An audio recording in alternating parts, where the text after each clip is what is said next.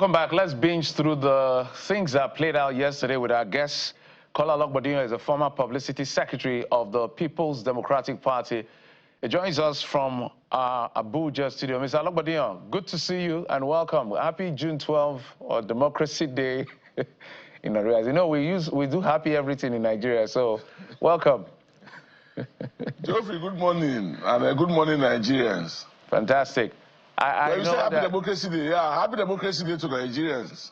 Fantastic. We're happy we have a democracy. 26 years down the line, we'll continue to celebrate it, no matter how it is going on. But we have a democracy. We'll continue to work to improve it, which is why we brought you here to look at all sides. But I think the best place to start is what played out yesterday, especially some of the remarks of the president. But you may have to want to start from your chronicling of the journey of June 12th till now, and then piggyback from that to talking about the swipe the president took at your party. He said, I'm not going to try to help you. In fact, I won't help you. In fact, I'm even happy seeing you in disarray. Disarray. Well, thank you very much, Geoffrey. But I expected you to start by congratulating my party for finally holding its National Executive Committee meeting, which you have even challenged me to a betting that it's not going to come up. But, well, glory to God, on May 27, 2025, the PDP held its National Executive Committee after over 1 year of inability to achieve that. Now, going directly to your question, which is how democracy has fared so far. Well, before 1999, I mean, going by the unfortunate death of Chief M.K. Abiola, having won the election, which was annulled, starting from 1998, when General Absalami became the head of state or military president, you recall that he introduced a democratic process, a transitional democratic process, which, unlike previous military heads of state like General Ibrahim Babangida and General Sani Abacha, took a new dimension and, from all intents and purposes, was designed to hand over power to the civilian. Well, we started in 1999, President Olusegun Obasanjo, on the platform of the People's Democratic Party. We had the National Assembly on its various leadership. President Bola Ahmed Tinubu, yes, spoke towards the issues that occurred within those periods until he became the president. And of significance, and he also spoke about the fact that, there were challenges, particularly on the run of democracy, particularly when the issue of third term came up, as well as when President Yar'Adua took ill, and there was a need to swear in the vice president, which led to adoption of necessity. Well, it was also, I discovered that he was silent on the challenges of executive and legislative imbroglio, which was more pronounced during the reign of Senate President Bukola Saraki, in which Senator Bukola Saraki stood stoutly for the defense of the parliament. Well, I didn't hear him talk about that. But having said all that, Geoffrey, it is straight. Well, I never expected, personally, and I believe so in the People's Democratic Party, we never expected Mr. President to come to the public arena and declare that, he knows nothing about the plot to bring up a one-party state. From the traditional days, Geoffrey, the king of the kingdom doesn't come out to take responsibility for certain actions. The body language foretells those actions. The agents of government or the agents of the king foretell those actions. So we are not in any way expecting Mr. President to come up and say that, I'm behind the design to bring in a one-party state. No. But I'm also surprised, well, maybe I didn't listen well, or maybe I've not read well.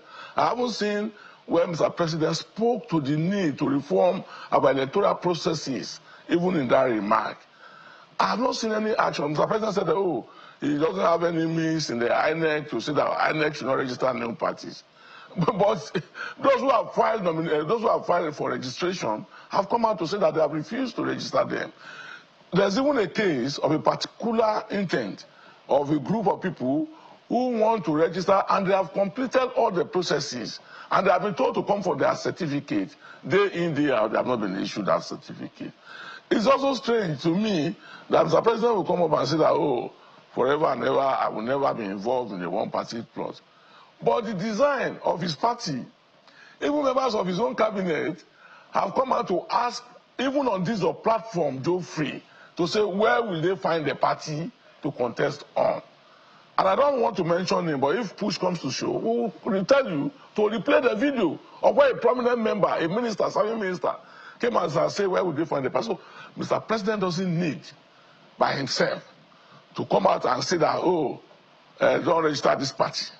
He doesn't need by himself to say that, oh, I'm the one responsible for the skirmishes in all the opposition political parties. Nobody's expecting that now. Nigerians are more mature more than that.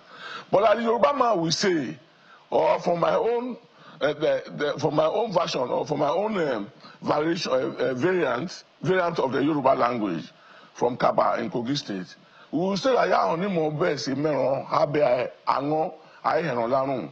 there's nobody that doesn't know how to hide the meat under the thumb and come around to say that, oh, I don't have any meat in my mouth, and even open his or her mouth. So we understand it.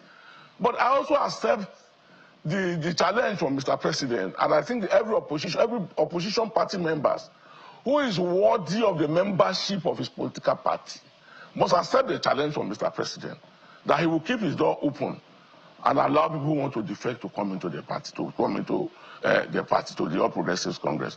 There's no problem with that. There's no issue with that. So it's a challenge that has been thrown back to the opposition political parties. And I hope the deserters, the defectors, who were in National Assembly yesterday, got their lesson practically and got their insult practically. Because no matter what you say about President Bola Ahmed Tinubu, since 1999 he had been consistent in the opposition struggle. And he took it up far to be elected president of the Federal Republic of Nigeria, even though we have our reservations about the elections. But the Supreme Court said yeah? So speaking of what is not hidden is perhaps the example that Mr. President showed when he was governor in 2003. He didn't cower in the face of what may be seen as the policy of the administration when they withdrew local government funds.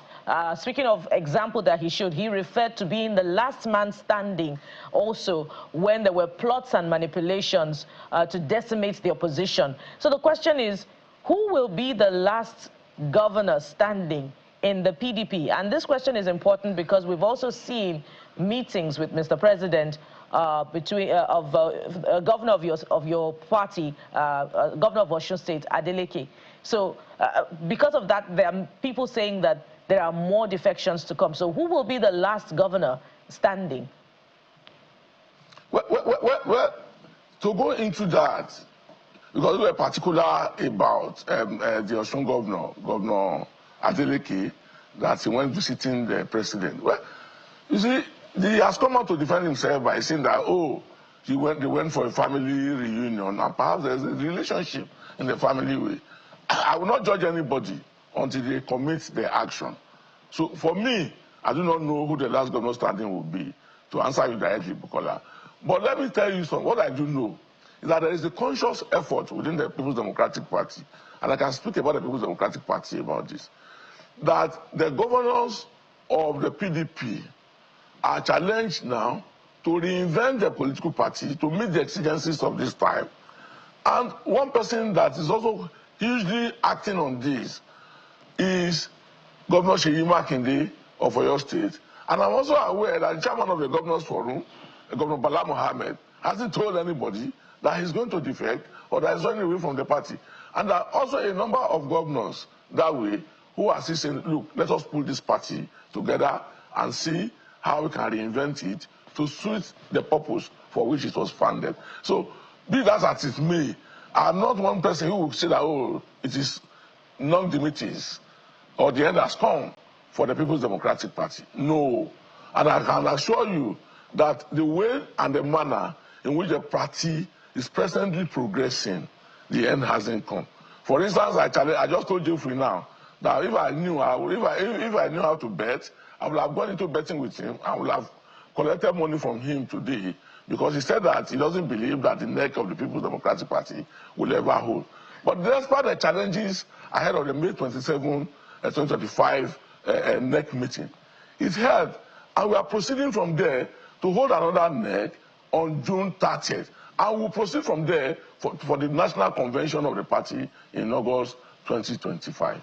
All right, Mr. Ologbondiyan, don't worry. I wish I would have warned you before you warned me anyway, because it took forever for that NEC to eventually hold. But on a serious note, there's a challenge ahead. A group led by Nyesom Wike said they are called the Concerned PDP Stakeholders, and it's very amusing to me what is playing out. So Wike defends the president. He said the coalition will fail. He will support the president. It's not difficult to know Wike's position, because he will say what he has to say. But the same Wike is saying your party must float or must bring a candidate from the South. Those are some of his conditions for peace. Anyanwu must stay as national secretary.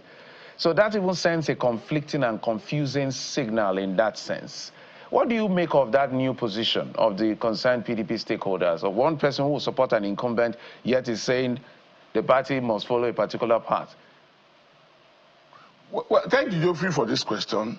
First, let me start by saying that I will draw from the experiences that I had when I was a member of the National Working Committee under the leadership of the total chairman, Prince Uche Secondus. I will recall that a particular senator who was the deputy national chairman North for the People's Democratic Party went to the villa for a meeting ahead of the 2019 presidential election. So he went to romanticize with the villa.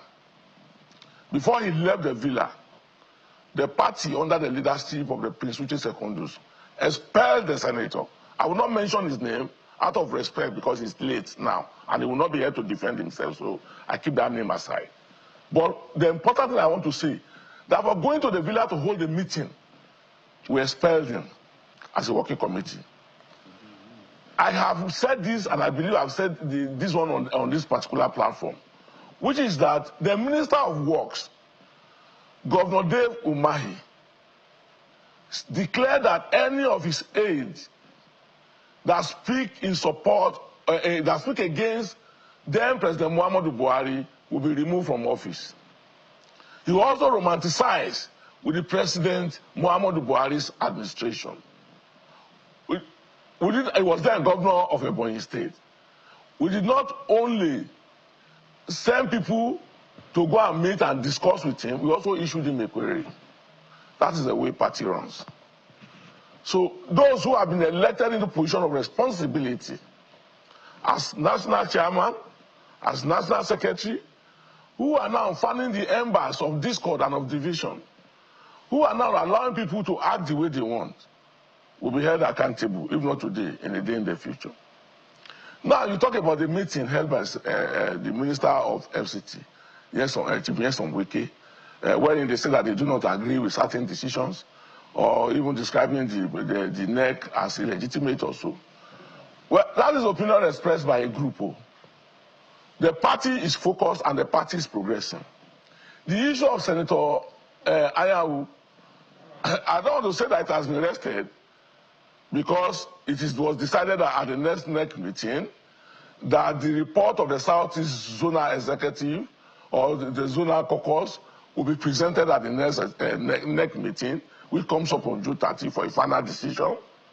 But I'm amazed, Geoffrey, that Chief Sam Otom, the governor of Benue, former governor of Benue State, who sat within the arena where I sat at that NEC meeting, because I can recall that it's only former governor of Gombe State, Governor Dakwambo, that sat in between us, will now turn around and begin to raise issues about a meeting that he had, about the decision taken at the meeting that he attended, where he didn't raise one objection to any of the issues, I expected him to go back to that kind of group and say, no, whatever issues that we have, let us go before NEC and go and table it at NEC. I do not expect him, because of the importance of tomorrow, of history tomorrow. I do not expect him to now turn around and dismiss a meeting in which he participated, which he recognized as a necessity, and where decisions were made. So it takes me back to the issue of zoning in the People's Democratic Party. Because today it's very convenient for people to argue, oh, PDP didn't zone, oh, PDP made mistake to have zoned, to not have zoned. It was this same Chief Sam Otom who chaired the zoning committee meeting ahead of the 2023 presidential election. But Mr. Ologbondiyan, it was this same Chief Sam Otom committee that returned a verdict of no zoning. But I believe that whatever, I'm not opposed to people having agitations. I'm not opposed to people raising issues or finding objections. But whatever the issues are, June 30th NEC meeting, let everybody bring their issues there and let the party resolve and continue to progress. But Mr. Ologbondiyan, even though you say that the outcome of the concerned PDP stakeholders meeting is the resolution of a group, there were quite a number, you know, there was quite an attendance at that meeting, which I wonder if the PDP as a whole can ignore. We're talking about 36 state governors. And the former governor of Benue State, whom you're mentioning now, says he would dictate the piper, pays the piper, dictates the tune, that no other individual has contributed to the PDP as Minister Nyesom Wike has. So really, is funding at the heart of some of the challenges of the PDP? And why can't other PDP leaders take up the responsibility of driving funds to sustain the party? Bukola, I want to ask a question. Can any part of the body be greater than the whole or be bigger than the whole? I don't think you will answer in the affirmative. You will answer in the affirmative. There's no part that will be bigger than the whole. So if there are issues, and if you look at the organs of our party, from the working committee to the NEC to the convention, before you have a convention, NEC has the authority over any other organ of the party. Not to even talk about groupings. I'm talking about organs recognized in the constitution of the People's Democratic Party. NEC has a superior position more than any other organ. So NEC cannot take a position and a group will say that, oh, that decision is not binding. No, I don't agree with that. You may have reservations, like I said in the beginning. If you have your reservations, bring those reservations to the next NEC. And in this case, as we speak, the party resolved that the next NEC will be on June 30th. So whatever reservation that any pressure group has on any of the decisions or decisions that won't be taken, bring it to NEC. Mr. Ologbondiyan, there's a battle ahead, and we're here to watch it. You know, we're not. I'm not going to use the term of the president, disarray. No, we would like to see political parties battle, whether it's APC, PDP. That's our work, to watch them battle, as long as it's for the good of democracy. But thank you so much, Kola Ologbondiyan, former National Publicity Secretary of the People's Democratic Party, and we wish your party well. Thank you, sir. Thank you very much, Geoffrey. Absolutely. We'll take a quick break. When we come back, we'll be speaking to Professor Oke Ikechukwu, a strategist in communication and leadership and management. He's going to x-ray his views on the president's speech yesterday and some of the takeaways, as well as our journey in 26 years of unbroken democracy. Join us again.